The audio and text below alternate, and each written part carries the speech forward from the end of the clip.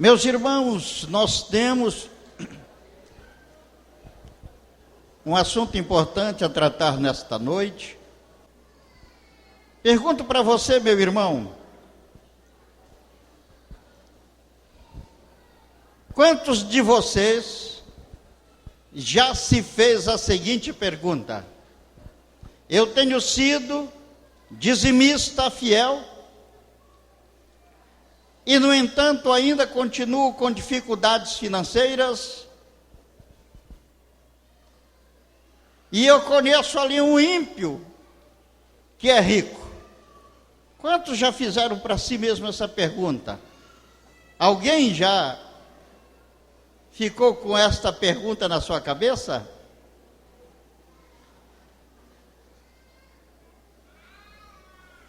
Eu quero falar exatamente sobre este problema, o problema que aflige o maior número de pessoas na face da terra, que é o problema financeiro, e queremos falar também, naturalmente, da solução que a Bíblia nos apresenta.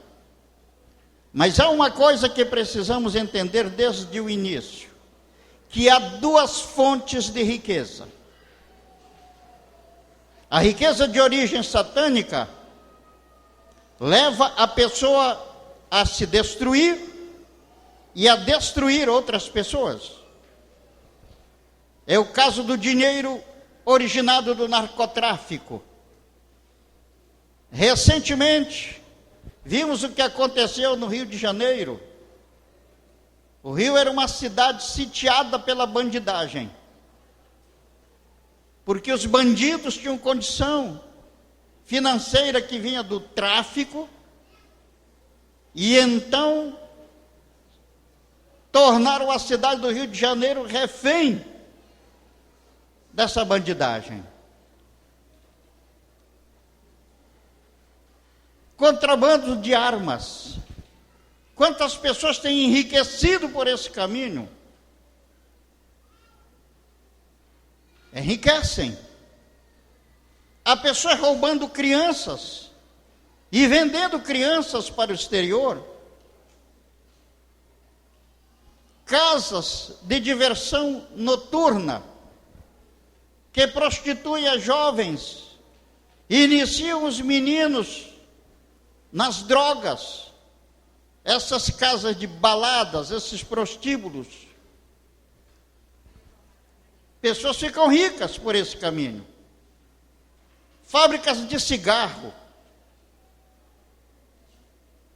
Quantas pessoas com câncer no pulmão como consequência de cigarro. Fábricas de bebida.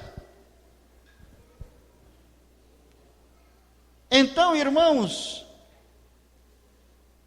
há uma maneira satânica de enriquecer. O maligno, o reino dele é organizado. Ele procura promover a confusão entre os homens, mas ele organiza lá o reino dele. E assim ele age lá com a sua cambada de demônios de forma organizada. Então ele segue também determinados princípios para que a riqueza venha por meio dele para as pessoas que praticam os princípios do maligno para enriquecer. O primeiro princípio maligno de enriquecimento é a competitividade.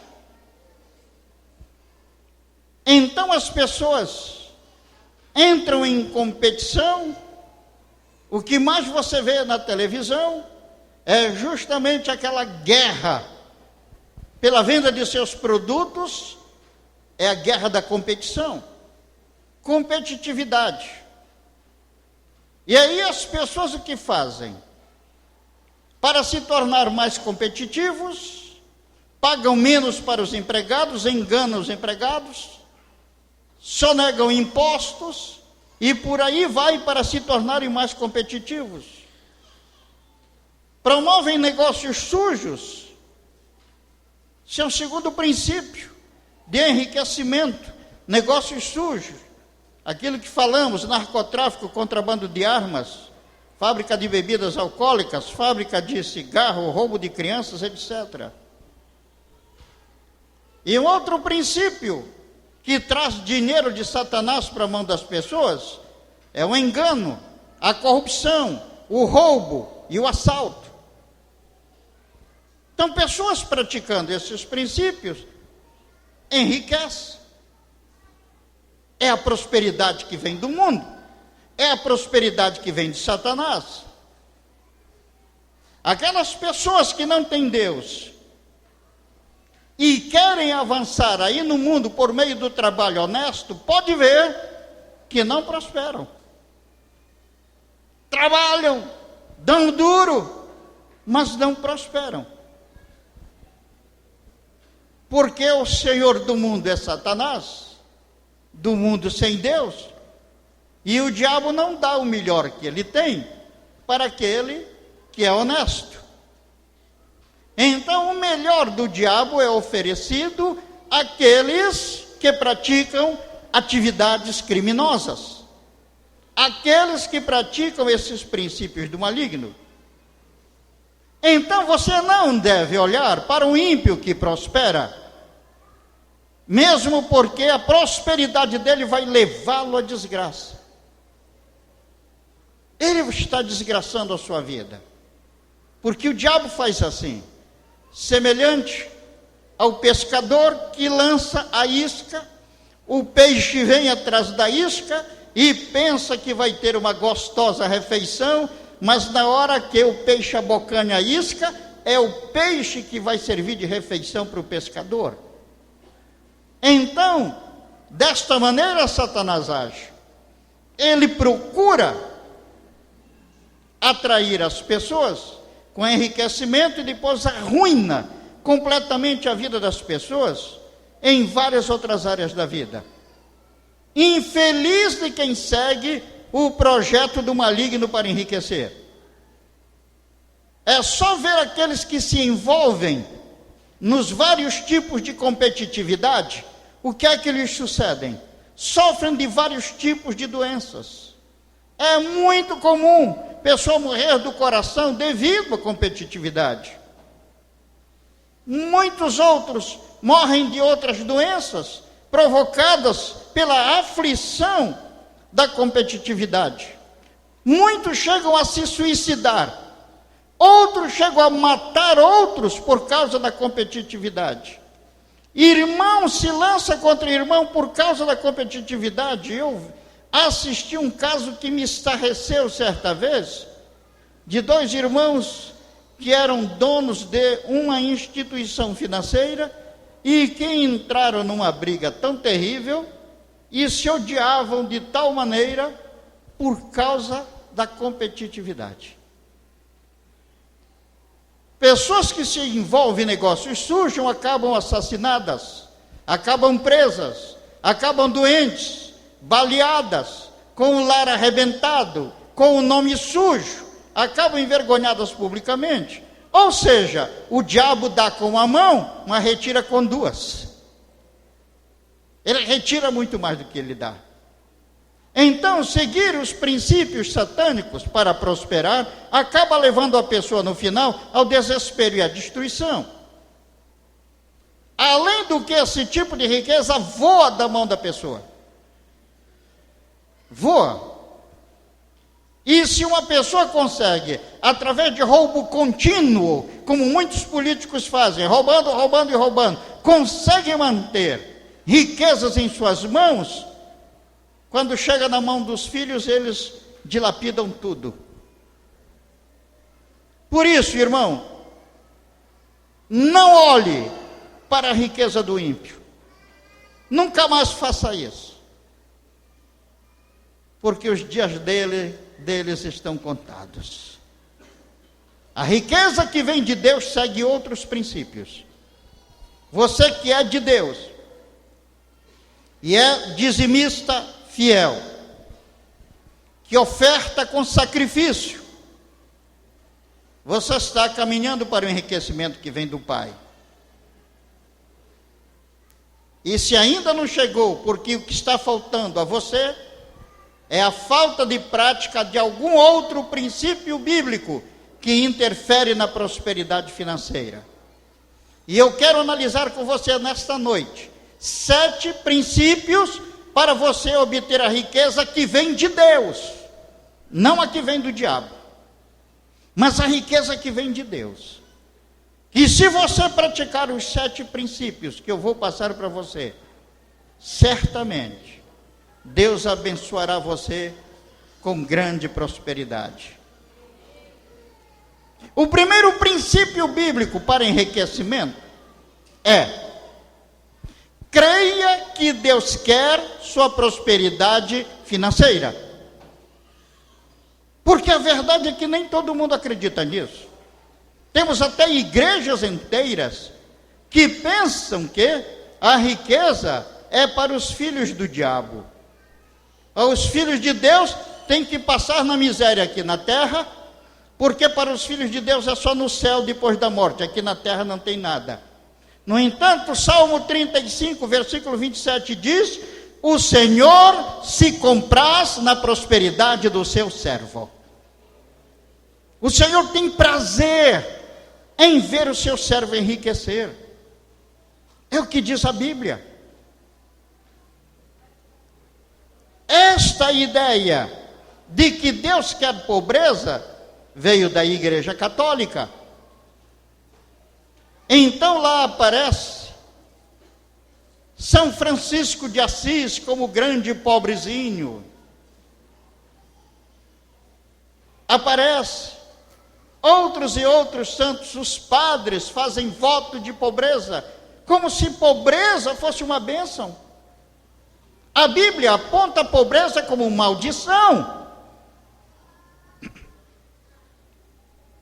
Que nós façamos votos de viver em santidade, isto sim é do agrado do coração de Deus, mas fazer voto de pobreza, irmão, é contra os princípios bíblicos, é contra a vontade de Deus. Como Deus pode querer que seus filhos sejam amaldiçoados, uma vez que pobreza é maldição? A segunda carta aos Coríntios, capítulo 8, versículo 9, diz que o Senhor Jesus Cristo se fez pobre para que aqueles que são dele fossem feitos ricos. Isso está na sua Bíblia ou não, irmão? Então, Deus quer ou não quer a nossa prosperidade financeira? Quer, mas nós precisamos acreditar nisso. Mas grande parte das pessoas diz assim: eu estou passando por essa desgraça porque é da vontade de Deus. Eu estou passando por esse sofrimento financeiro porque é da vontade de Deus. E, no entanto, Jeremias capítulo 29, versículo 11, Deus fala: eu é que sei que pensamentos tenho a vosso respeito, diz o Senhor, pensamentos de paz e não de mal, para vos dar o fim que desejais. Deus tem o melhor para nós e quer o melhor para nós. O diabo que quer o pior. Então não creia mais em Satanás, creia em Deus, creia que Deus quer sua prosperidade financeira. Amém? Segundo princípio bíblico para enriquecer: creia que a riqueza é parte da salvação. Creia nisso. Quantos aqui são salvos? Digo glória a Deus e levante a mão. Amém. Então, é seu direito ser rico. É direito seu. Por quê? Porque o Senhor Jesus, 2 Coríntios 8, 9. Vamos ler lá mesmo. 2 Coríntios 8, 9, para você se certificar bem. 2 Coríntios 8, 9 diz: pois conheceis a graça de nosso Senhor Jesus Cristo, que sendo rico, afinal ele é dono de todo ouro e de toda prata, sendo rico se fez pobre por amor de vós, para que pela sua pobreza vos tornasseis ricos. Então ele assumiu a nossa pobreza. É por isso que ele viveu na terra sem bens, Porque ele estava assumindo a nossa pobreza para que aquilo que pertence a ele fosse nosso. E ele é dono de todo ouro e de toda prata. O Salmo 112, nos versículos 1 a 3, Salmo 112, versículos 1 a 3, a palavra de Deus diz: Aleluia!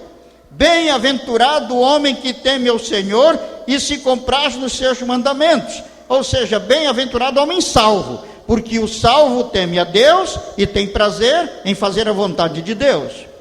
Bem-aventurado o homem que teme ao Senhor e se compraz nos seus mandamentos. A sua descendência será poderosa na terra. Será abençoada a geração dos justos. Na sua casa a prosperidade e riqueza, e a sua justiça permanece para sempre. Então, irmão, creia. Aleluia. Creia que a riqueza é parte da salvação e, portanto, se você é salvo, você tem direito à riqueza que é do Senhor Jesus Cristo, porque Ele deu para você. Amém? Terceiro princípio bíblico para enriquecer. É principalmente aqui o ponto em que mais os crentes se engatam. É aqui que o crente perde a bênção do enriquecimento. Antes de eu mencionar esse terceiro princípio, eu quero lhes fazer uma outra pergunta. E é uma pergunta importante. É uma pergunta que você vai responder para você mesmo. É uma pergunta importante, porque dessa resposta você saberá se você vai enriquecer com a riqueza de Deus ou não. A pergunta é: com que finalidade você quer enriquecer? Para que você quer enriquecer? Se você estiver pensando de forma egoísta, Deus não vai enriquecer você. Pode ser até que você avance um pouquinho, mas depois vai perder tudo. Vamos ver a finalidade correta que você deve ter no coração ao querer riqueza, para que Deus possa lhe abençoar.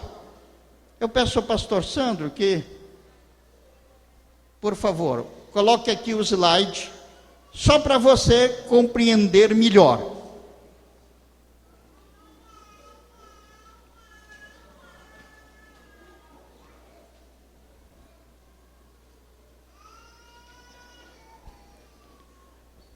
Está dando para todos verem? Temos ali, aqui nessa primeiro bloco, aqui escrito alimento e vestuário. No segundo bloco vermelho, escrito suprimento total. E no bloco maior, escrito superabundância. Isso são os níveis de prosperidade material.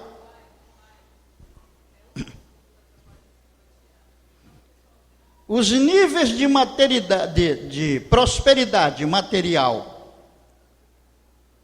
que nós temos aqui, eles nos mostram os 3 níveis na vida de um crente. Primeiro, o crente, há aqueles que têm alimento e vestuário. É o mínimo de Deus para o seu povo.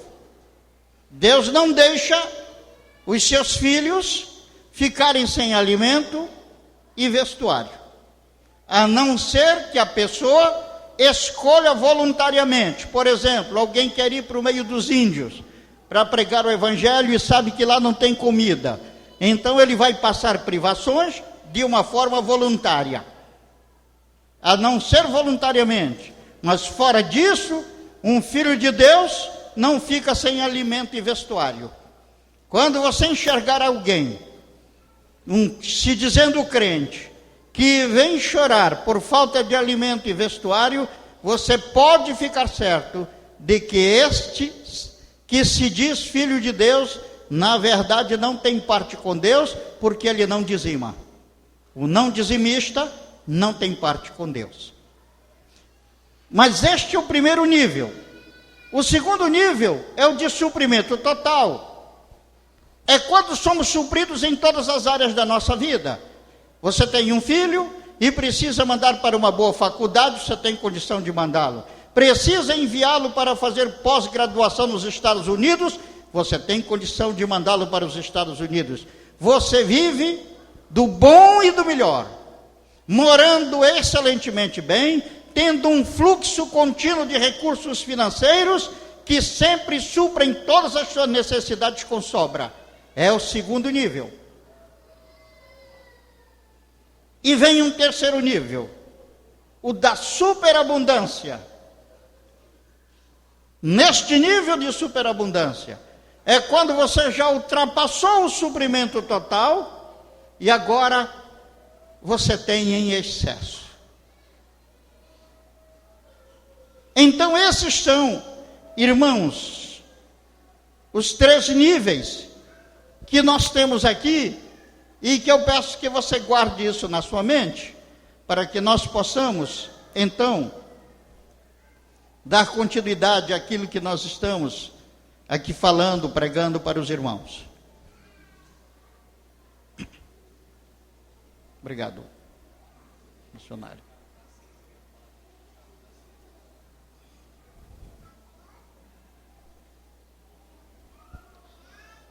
Muito bem, irmãos.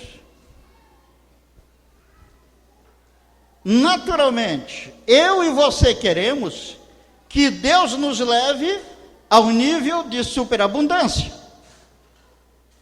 Nós queremos isso.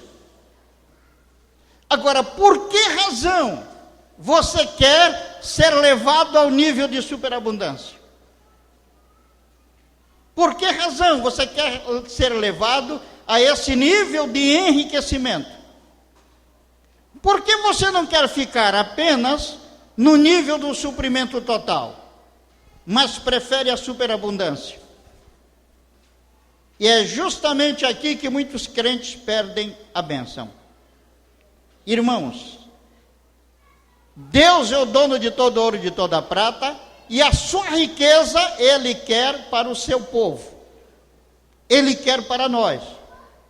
Mas veja, para que Deus quer nos dar enriquecimento?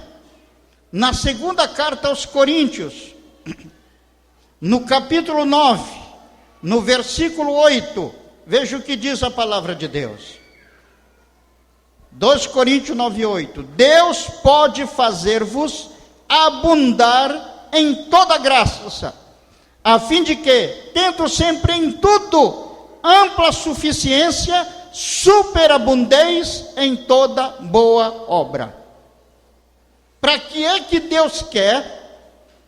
Veja que Ele tem o poder de nos fazer abundantes em toda graça, a fim de que nós, tendo sempre em tudo ampla suficiência, sejamos superabundantes em toda boa obra. Então, quando você quer superabundância, enriquecimento, para você se utilizar em toda boa obra, quer dizer, você já tem o alimento, você já tem suprimento total, Deus já lhe deu tudo isso, agora Ele passa a lhe dar superabundância, mas para que você quer? Para toda boa obra. Que toda boa obra é esse que o texto está falando? Primeiro, da obra de Deus, a igreja. A igreja que você frequenta, ela precisa ser plenamente suprida. Ela precisa ter infraestrutura material, ela precisa ter o pleno suprimento dos obreiros. Deuteronômio capítulo 12, versículo 19 diz: guarda-te, não permitas que os levitas sofram necessidade. Levita, irmão, na igreja não é só músico, não. Não sei de onde tiraram essa ideia de que levita é só músico. Os levitas na Bíblia eram todos aqueles que trabalhavam em tempo integral pela obra de Deus. Precisamos de pessoas na igreja, muitas vezes, para trabalhar em tempo integral, e não podemos colocá-las porque a igreja não tem como sustentá-las. Ou seja, não está havendo o suprimento da obra. Muitas vezes necessitamos de uma infraestrutura material, local para fazer encontros, local em que nós possamos reunir o maior número de pessoas.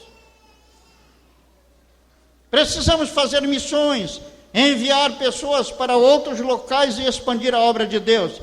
Então, o primeiro item desta boa obra de que trata o texto é a obra de Deus. E o segundo item são os empreendimentos que o povo de Deus deve realizar para beneficiar o reino de Deus. Por exemplo, Deus lhe dá superabundância para você fazer uma fábrica, a fim de que você dê emprego para os irmãos. E dessa maneira, então, você estará contribuindo com o reino de Deus.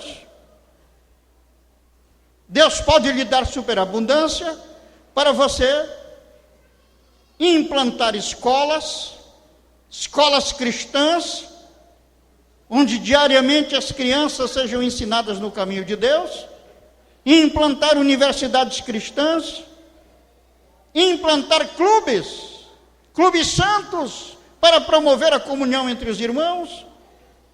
É importante que os irmãos tenham estreitados os seus laços de relacionamento. Isso é importante até para a família. Então, ter um clube evangélico que siga princípios santos, não o local onde a irmã vai estar lá despida e o irmão também.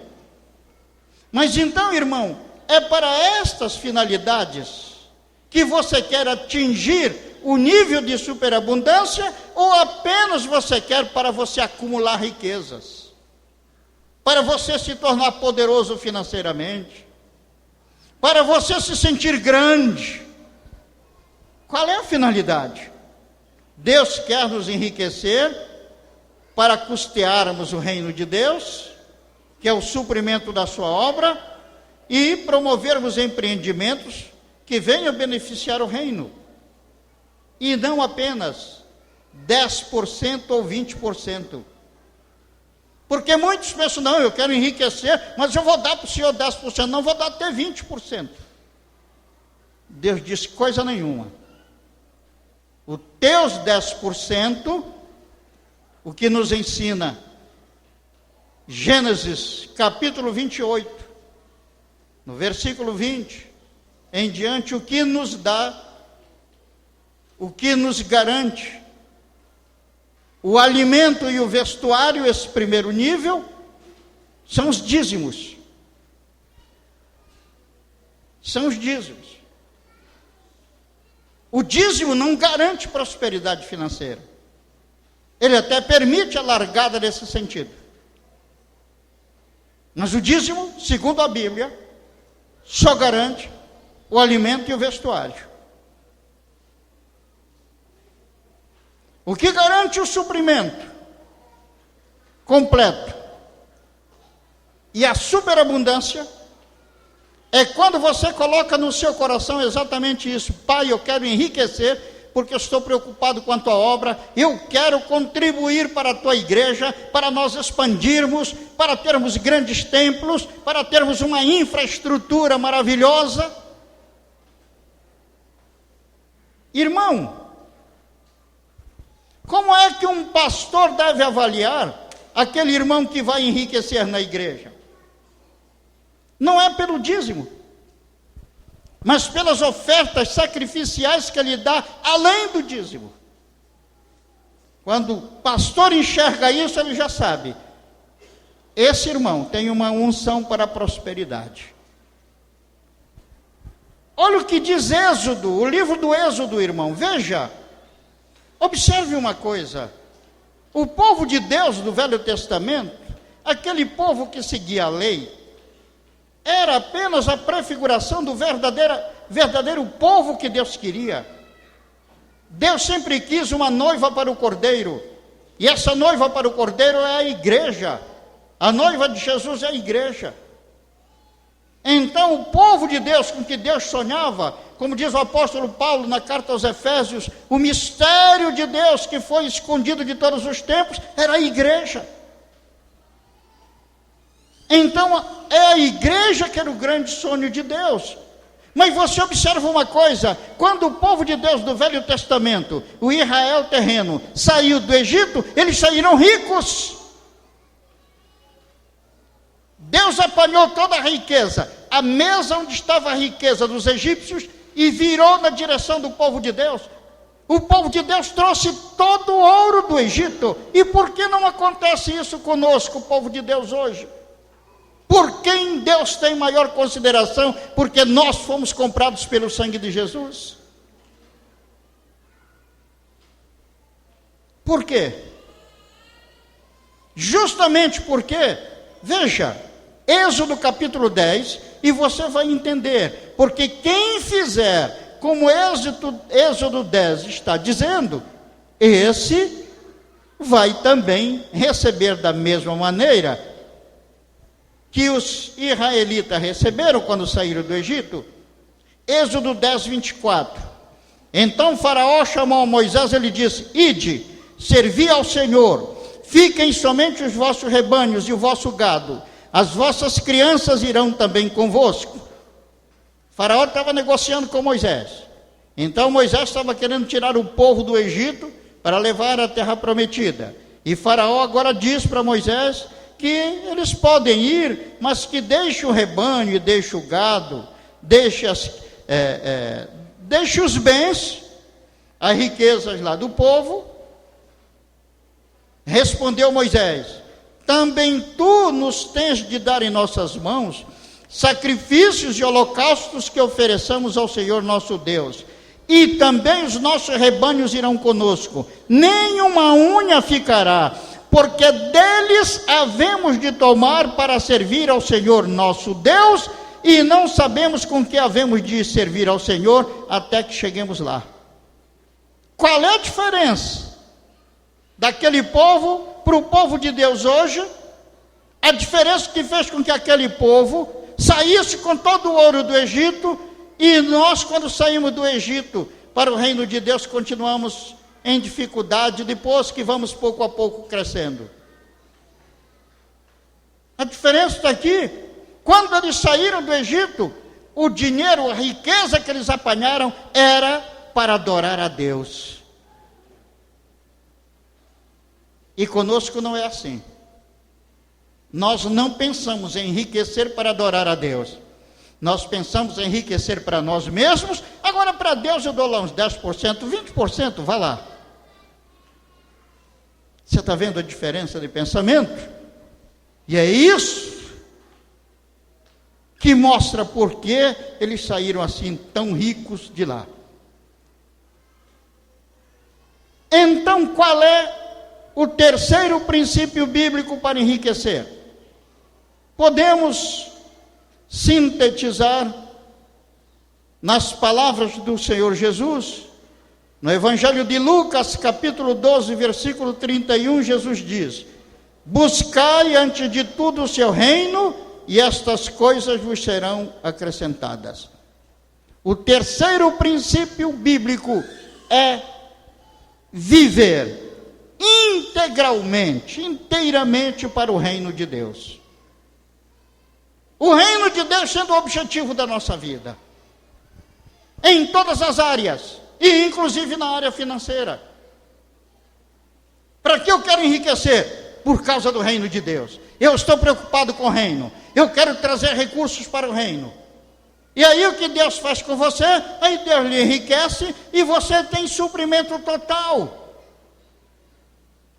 Porque as pessoas pensam, bom, se eu trouxer assim, e eu como é que fico? Você fica com suprimento total. O Senhor Jesus falou para os seus discípulos certa vez: olhem para as aves do céu.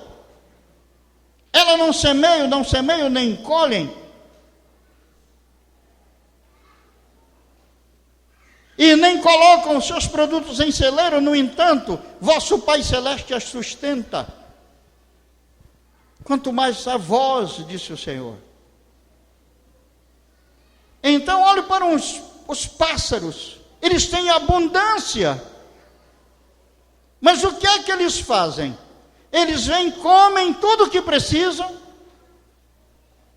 usam de tudo o que precisam e depois deixam lá. Não acumulam. Você não vai ver nenhuma pipira, nenhum papagaio acumulando caroço de açaí, goiaba. Isso aqui é para amanhã. Quem sabe amanhã não tem. Isso não acontece. O que você vê, eles se alimentando fartamente na natureza. E é assim que Deus quer fazer na vida da gente.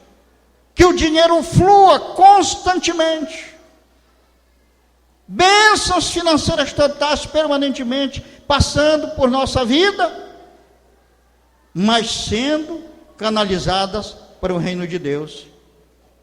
Infelizmente, a maioria dos cristãos pensa em enriquecer para acumular ou para ostentar. Tudo bem, precisamos ter uma boa casa, precisamos ter um bom carro. É até bom que isso serve de testemunho para que as pessoas vejam que vale a pena servir a Deus. Mas muitos querem apenas acumular, querem ostentar, querem ter grande soma de poder material nas mãos. E por esse caminho, Deus não dá da sua prosperidade. Por esse caminho você consegue a prosperidade do mundo, que vai levar você à ruína. Queira enriquecer, portanto, para custear o reino de Deus. No Velho Testamento, havia vários tipos de oferta ao Senhor. No Novo Testamento, nós temos basicamente 3 tipos de oferendas a Deus. O dízimo, que é a 10ª parte de toda a renda de uma pessoa. Inclusive, se você faz algum bico, deve dar também o dízimo daquele bico, e dar o dízimo do que você recebe, 10% de tudo. Segundo, ofertas voluntárias, como a própria palavra está dizendo, oferta que você não é obrigado a dar, é você que toma a iniciativa de dar. E terceiro, ofertas alçadas, ofertas que são levantadas para completar o sustento da igreja. Há ainda um 4º tipo de oferta, mas que não é para Deus. É um 4º tipo de oferta que é para as pessoas carentes.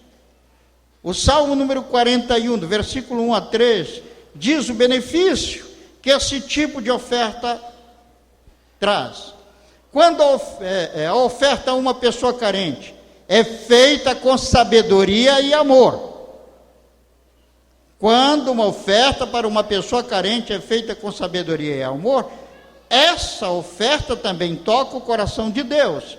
Então veja o Salmo 41, versículos 1 a 3. Bem-aventurado o que acode ao necessitado, o Senhor o livra no dia do mal, o Senhor o protege, preserva-lhe a vida e o faz feliz na terra. Não o entrega à discrição dos seus inimigos. O Senhor o assiste no leito da enfermidade. Na doença, tu lhe afofas a cama. Você está vendo o que Deus faz por quem abençoa os carentes, desde que feito com sabedoria e feito com amor. Então, o que é fazer uma oferta quer dar uma oferta com sabedoria? Quando você dá para crescimento daquela pessoa. Porque se você dá para uma pessoa transformando aquela pessoa num viciado que se acostuma a não trabalhar e só vir pegar, aí está faltando sabedoria. Entende? Precisamos saber como dar também. A palavra de Deus diz: dá a todo o que te pede. Mas precisamos dar dentro de princípios. Porque se você começa a agir dessa maneira, dando para pessoas que você sabe que vai prejudicar aquela pessoa, que vai transformar aquela pessoa numa pessoa viciada, então você não deve proceder assim. Mas no que diz respeito às ofertas feitas diretamente ao Senhor, na igreja são basicamente 3: dízimos, ofertas voluntárias e ofertas alçadas. E, irmão, a primeira carta aos Coríntios, capítulo 6, versículos 9 a 11, diz que o não dizimista não tem parte com Deus. O não dizimista não é salvo. Você observa no Velho Testamento vários povos se lançando contra o povo de Deus. Cada um daqueles povos inimigos simboliza tipos de demônios que se haveriam de lançar contra o povo de Deus, a igreja. Por exemplo, os amalequitas, eles representam este inimigo que está dentro de nós, que é a nossa carne, a nossa carnalidade. Então os amalequitas representam isso. Porém, o inimigo, o povo inimigo mais citado no Velho Testamento são os filisteus. Os filisteus, que são parte desses palestinos que ainda existem até hoje. É o povo mais citado como inimigo dos israelitas. E até hoje criam problemas para eles. O que é que os filisteus representam? Os filisteus são os inimigos que procuram impedir o Filho de Deus de alcançar o reinado. Procuram impedir o Filho de Deus de alcançar a superabundância. Procuram o Filho de Deus impedir de ter o suprimento total. Então, os filisteus querem fazer com que o povo de Deus não alcance uma nação espiritual e não reine sobre as suas circunstâncias. E os filisteus, eles eram comandados por 5 príncipes. Cada um desses príncipes governava uma grande cidade da Filístia. Esta cidade tinha embaixo de si outras cidades. Mas esses 5 gigantes, eram gigantes, eles comandavam 5 cidades. Golias, por exemplo, era o gigante da cidade de Gate, que foi vencido por Davi. Quando Davi apanhou no ribeiro 5 pedras, aquelas 5 pedras que Davi apanhou, é porque uma era para Golias, e as outras 4 eram se os outros 4 gigantes se levantassem. Então havia 5 gigantes que comandavam. Cada um desses gigantes representa um tipo de potestade que comanda multidões de demônios e procura impedir o crente de vir a reinar sobre as suas circunstâncias. Esses demônios poderosos e gigantescos estão em luta contra cada crente hoje. E o príncipe filisteu, o gigante maligno, o demônio, que procura destruir as finanças do povo de Deus, é o gigante de Ascalon, também chamado de devorador. A palavra Ascalon significa ponto de partida, emigração. Emigração é você se locomover em direção a outra região. Então, quando você pensa que no outro lugar é melhor, aí você emigra para lá. Então, Ascalon significa isso, ponto de partida, emigração. Pois bem, o ponto de partida que nos leva a emigrar, a sair da pobreza para a prosperidade, a sair da desgraça para a bênção, se chama dízimo. Dízimo. O dízimo é o ponto de partida do crente. Então há um demônio que conduz multidões de demônios, que perturba o crente para o crente não dizimar, ou dizimar de forma enganosa, dando uma parte igual a Ananias e Safira, ou então segurar o dízimo e só dar mais tarde. Aprontam problemas na vida do crente, para que o crente não dê o dízimo naquela hora, só dá depois, e tudo isso traz maldição na vida do crente. O apóstolo Pedro falou a Ananias e Safira no capítulo 5 de Atos, falou com Ananias: Satanás encheu o teu coração, Ananias, para que tu viesses aqui enganar e só trouxesses metade daquilo com que tu tinhas te comprometido com Deus. Então todo aquele que ao invés de trazer o dízimo completo, traz só uma parte, tem o seu coração cheio por Satanás. E o que aconteceu com Ananias e com Safira? Eles morreram. Se você está fazendo assim, você está correndo risco de vida. Como é que você se livra do demônio de Ascalon, do devorador? Sendo fiel no seu dízimo. Assim você se livra do devorador. E então, a partir daí, você começa a andar rumo à prosperidade. Não é a prosperidade, mas você começa a andar no rumo da prosperidade. Você tem o seu alimento e vestuário e vai começar a caminhar a subida no nível de prosperidade material. Irmão,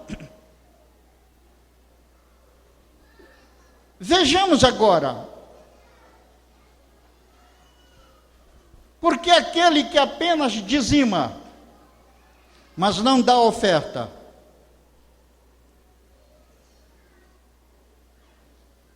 ele só recebe do Senhor, como diz Gênesis 28, do versículo 20 ao 22, ele recebe a presença de Deus, ele é livrado do perigo, e tem o seu alimento e vestuário garantidos pelo Senhor. Mas isto não é prosperidade.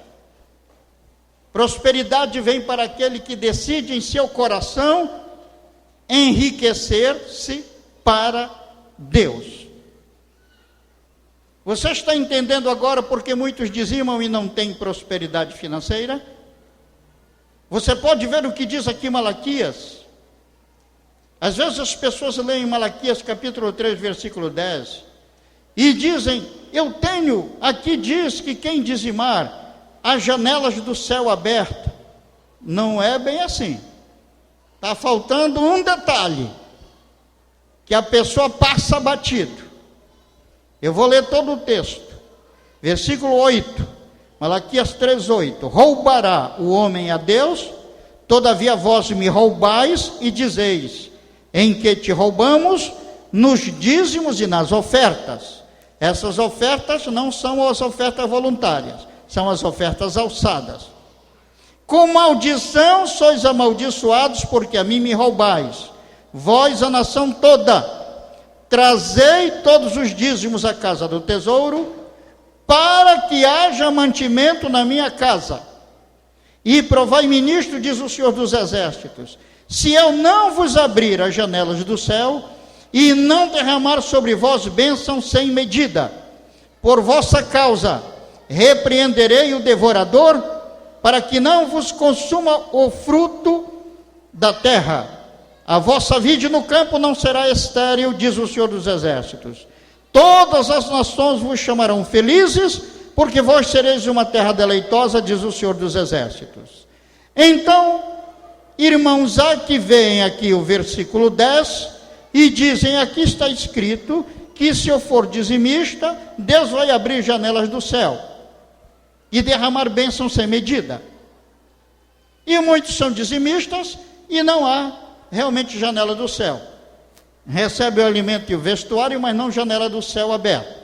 Janela do céu é riqueza para valer. Por quê? Qual é o problema? É porque aqui no versículo 10 está escrito, para que haja mantimento na minha casa. O que Deus quer é que a sua obra seja mantida, a sua obra seja plenamente suprida. Por isso que ele diz, no versículo 8, que o roubo é nos dízimos e nas ofertas alçadas.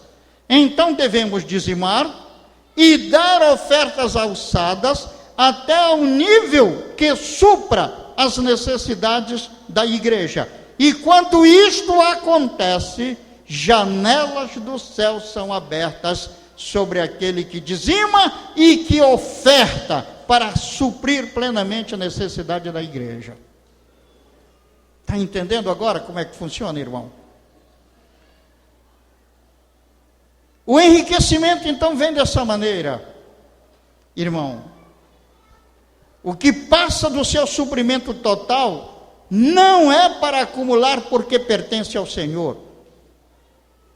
Você vai usar aquilo que passa para a obra de Deus, ou então aplicar em função da obra de Deus. Se decidimos enriquecer para Deus, é isso que faz com que o Senhor derrame sua riqueza nas nossas mãos. Abra comigo a sua Bíblia no Evangelho de Lucas, no capítulo 12. Olha aqui. Aqui nós temos uma parábola em que Jesus reprova a avareza. Lucas 12, do versículo 13 em diante. Jesus reprova a avareza. Um jovem chegou com o Senhor e disse que o pai dele morreu, mas que o irmão se assenhoreou de toda a herança. E ele falou com Jesus para o Senhor repartir a herança entre os dois. E Jesus falou, versículo 14: homem, quem me constituiu juiz ou partidor entre vós? Então lhe recomendou: tende cuidado e guardai-vos de toda e qualquer avareza, porque a vida de um homem não consiste na abundância dos bens que ele possui. E aí ele passa a proferir uma parábola em que ele diz que um homem era rico e teve uma abundância de colheita, e então ele disse: o que é que eu vou fazer? Eu vou destruir os meus celeiros velhos, vou construir maiores, vou encher com a minha produção, e aí eu vou viver regaladamente, vou cruzar os meus pés em cima da mesa e vou viver numa boa, vou viver passeando. E o versículo 20, Jesus diz: mas Deus lhe disse: louco, esta noite te pedirão a tua alma, e o que tens preparado para quem será? E agora veja o versículo 21, Jesus diz aqui: assim é o que entesoura para si mesmo e não é rico para com Deus. Quem procura entesourar para si mesmo morre cedo. Morre cedo. Mas quando você entesoura para Deus, então, meu irmão, quando você quer superabundância para Deus, nunca vai lhe faltar absolutamente nada em termos materiais. Sua descendência será sempre abençoada financeiramente sobre a terra, e você será tido por justo diante dos homens, porque todos os homens verão a sua bondade. Meus irmãos, Jacó primeiramente foi dizimista e só veio a enriquecer depois que ele passou a custear a família de Deus. Naquela época a família de Jacó era toda a família de Deus, mas quem sustentava a família de Jacó era Labão. E enquanto Labão sustentava, Jacó não enriqueceu. Jacó enriqueceu quando ele veio sustentar toda a sua família. Então é isso que acontece conosco. Quando o nosso coração está voltado, Senhor, eu preciso enriquecer, porque eu preciso beneficiar a tua obra. E você tem realmente isso no seu coração, é daí que virá então a superabundância que vem do Senhor. Daí que a grande pergunta que se faz para um cristão que quer enriquecer com a riqueza de origem divina é: com que finalidade você quer ser rico? Se a sua resposta for para custear o reino de Deus, e não apenas para seu enriquecimento pessoal e familiar, então Deus vai te enriquecer. E como é que você comprova hoje que você quer custear o reino de Deus? Por meio das suas ofertas de sacrifício. Tem irmão que, quando se fala em uma oferta de sacrifício, já bota a mão na cabeça: meu Deus, lá vem de novo. Vamos pedir dinheiro de novo. Irmão, esse nunca vai tirar o pé da lama. Pela graça e misericórdia de Deus, vai ter alimento e vestuário, mas nunca vai sair dessa. Então, qual é o terceiro princípio para que um filho de Deus enriqueça? O terceiro princípio bíblico: buscar em primeiro lugar o reino de Deus, inclusive na área financeira, querendo custear o reino de Deus. Quarto princípio bíblico para enriquecer: regar o plantio com oração. Meu irmão, por que as plantações aqui na Amazônia são feitas no mês de janeiro? No mês de setembro, outubro, eles fazem queimadas, queimam as florestas, e então a floresta derrubada fica outubro, novembro e dezembro, porque fica secando ali ao sol, e então depois eles fazem as queimadas daquela área que foi, daquela madeira, daqueles vegetais que foram cortados. E no mês de janeiro, então é feita a plantação. Por que é feito em janeiro? Por causa das chuvas. É quando começam as grandes chuvas na Amazônia. E então aquela chuva vem e faz aquilo que foi plantado crescer. Há necessidade de regar. Se você planta algo lá no quintal da sua casa, você precisa estar regando. Da mesma maneira, é necessário que o seu plantio financeiro seja regado com oração. Você traz seu dízimo, traz suas ofertas, então bote o joelho no chão, para orar também, para que Deus faça prosperar a sua plantação financeira. Amém? Quantos estão dispostos a fazer isso? Quinto princípio bíblico para enriquecer: trabalhar com dedicação e honestidade. Eu vou dizimar e ofertar e não quero nada com trabalho. Olha aí, irmão, deixa eu lhe dizer uma coisa. Deus não nos dá riquezas. Ele dá a unção para enriquecer, é diferente. Ele nos dá poder para adquirir riquezas, é diferente. E não a riqueza. Você não vai dormir e quando é de manhã vai ter um monte de ouro embaixo da sua cama ou da sua rede. Não vai ter.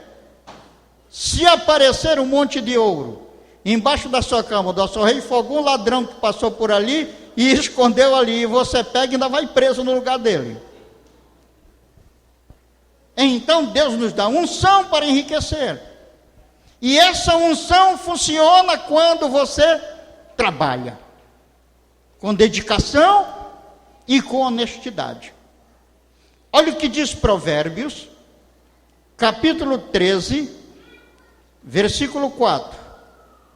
No livro de Provérbios, no capítulo 13, no versículo 4, a palavra de Deus diz: o preguiçoso deseja e nada tem, mas a alma dos diligentes se farta. A alma do trabalhador se farta. Provérbios 21, versículo 5, diz assim: os planos do diligente tendem à abundância, mas a pressa excessiva à pobreza. Então, os planos da pessoa que se esforça tendem à abundância. Ainda Provérbios, no capítulo 6, dos versículos 6 a 11, diz assim: vai ter com a formiga o preguiçoso, considera os seus caminhos e ser sábio, não tendo ela chefe, nem oficial, nem comandante. No estio prepara o seu pão, na cega ajunta o seu mantimento. Ó preguiçoso, até quando ficarás deitado? Quando te levantarás do teu sono? Um pouco para dormir, um pouco para tosquenejar, um pouco para encruzar os braços em repouso. Assim sobrevirá a tua pobreza como um ladrão, e a tua necessidade como um homem armado.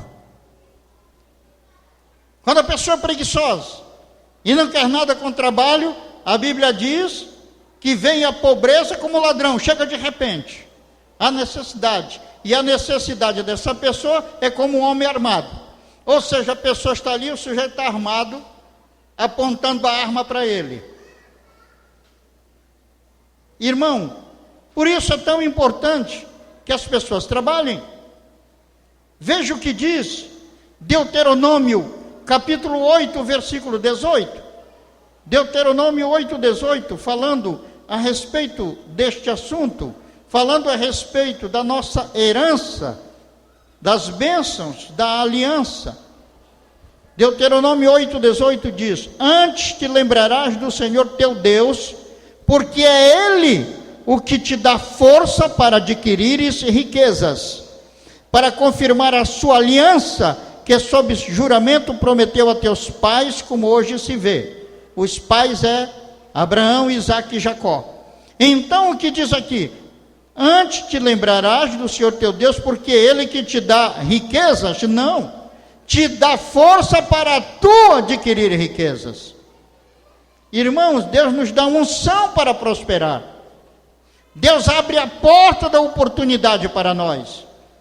Ele nos dá talento, Ele nos dá força para trabalhar, mas Ele não dá riqueza. A riqueza somos nós que temos que conquistar com o nosso trabalho. Amém? E saiu fraquinho, né? Que bom que chegasse tudo sem a gente ter que suar, não é, irmão? Sexto princípio bíblico para enriquecer: não gastar dinheiro em coisas supérfluas. Isaías, capítulo 55, no versículo 2, a palavra de Deus diz o seguinte: por que gastais o dinheiro naquilo que não é pão? Aqui não se trata só de alimentação física. Essa palavra pão significa suprimento das nossas necessidades materiais.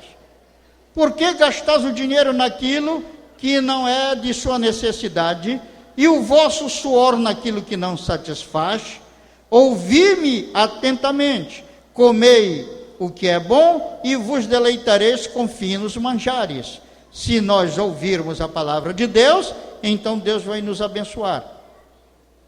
Quantas pessoas, irmão, não tem condição de comprar uma televisão, mas faz um plano aí que tem dificuldade de pagar para ter uma televisão dentro de casa, que muitas vezes, na maioria dos casos, não sabem usar. Usam mais para assistir porcaria. Usam mais para assistir o Faustão e outros programas desse tipo, que só trazem imundície para a cabeça das pessoas. Usam mais para estar assistindo novela. E quando por acaso estão trocando ali o botão para outra estação e passa numa estação evangélica, já passa direto. E estão gastando então dinheiro naquilo que não é pão. Ganham 500, gastam 700. Ganham 1.000, gastam 1.500. Não vai funcionar. É preciso não gastar em coisas supérfluas, irmãos. É preciso que cada um de nós tenha um orçamento doméstico. E veja, eu tenho, as minhas necessidades são essas. Faz a relação do que você precisa. Coloque em ordem de prioridade. E o meu dinheiro só atende esses 4 itens, então dê prioridade para aquilo e gaste naquilo. E joelho no chão, busque a Deus, dizime e oferte de coração, e Deus vai mudar a tua sorte. Coloque em prática esses 7 princípios, e Deus vai te enriquecer. Mas não gaste dinheiro em coisas supérfluas. Um dia vai chegar em que você comprar uma televisão de 50 polegadas, não custa nada para você. Quando chegar esse dia, muito bem. Mas você comprar aquilo, tendo muito mais necessidade de alimentação em casa, irmão, pelo amor de Deus, e quanta gente fazendo isso, gastando dinheiro em coisas supérfluas, e às vezes até enganando outro irmão, me empresta o teu cartão, e aí o bobalhão empresta o cartão, e o outro vai e faz a conta desse tamanho na conta do outro.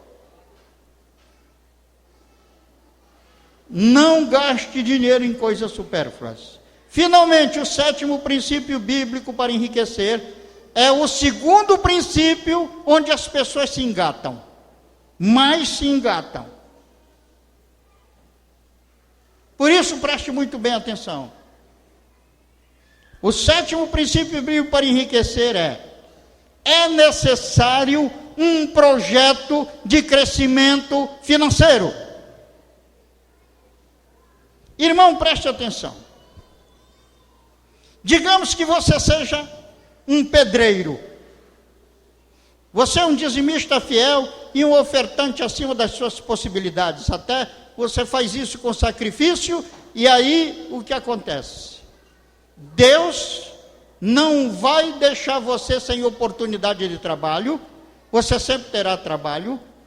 O que você vai ganhar? Digamos que mensalmente um pedreiro ganhe de 1 a 2 salários mínimos. Como você é fiel, Deus vai lhe dar os 2 salários mínimos, mas não mais do que isso. Não mais do que isso. Então você precisa ter um projeto para crescer. O que você precisará fazer?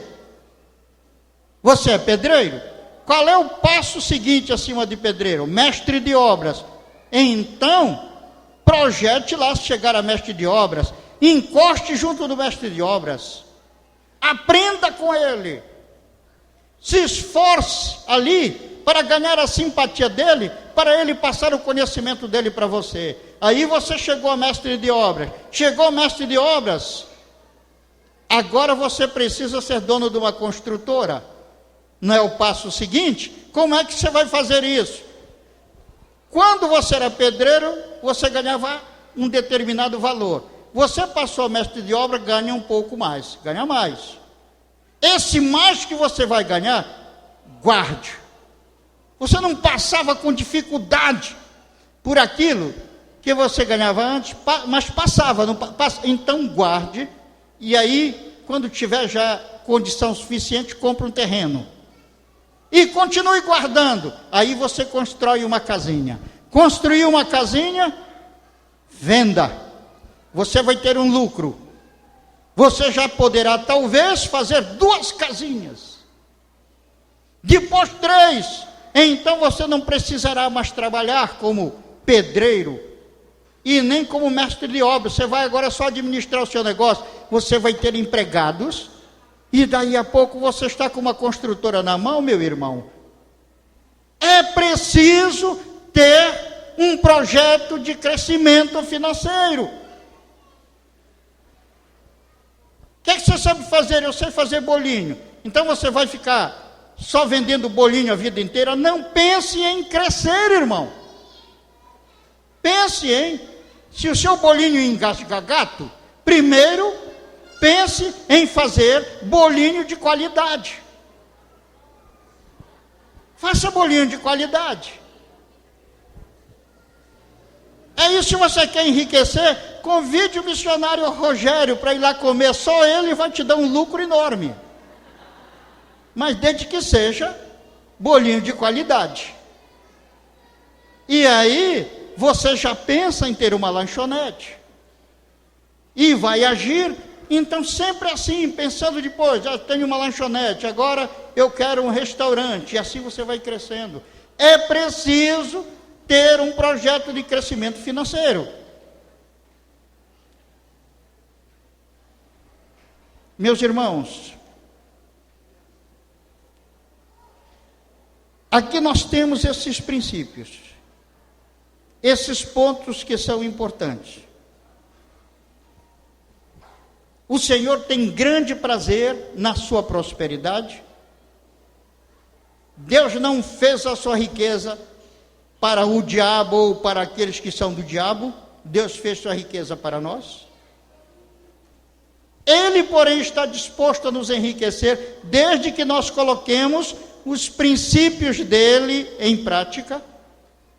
E se nós colocarmos esses princípios de Deus em prática, Deus tira a riqueza da mão dos filhos do diabo e as transfere para nós, como ele fez com os egípcios. E eu digo para você, irmão, quantos crerem nesta palavra e quantos praticarem esta palavra, verão a glória de Deus. Este é o momento em que nós estamos iniciando o novo ano. Então é hora de você olhar para estes princípios e se fixar nestes princípios. Porque se há um problema que atinge uma multidão de pessoas, é um problema financeiro. E aqui está na sua mão a forma de você vencer. E lhe digo mais, isso que eu estou pregando para você, irmão, é a lição número 8 do nosso curso de consolidação.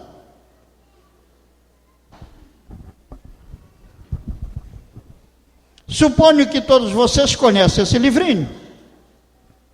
O que eu fiz nesta noite foi dar a você a 8ª lição do curso de consolidação.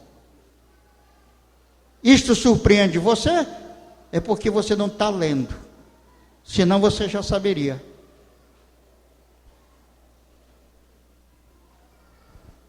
E sabe quanto custa isso? Nós estamos vendendo por preço inferior ao custo, só para que todos os irmãos tenham R$5.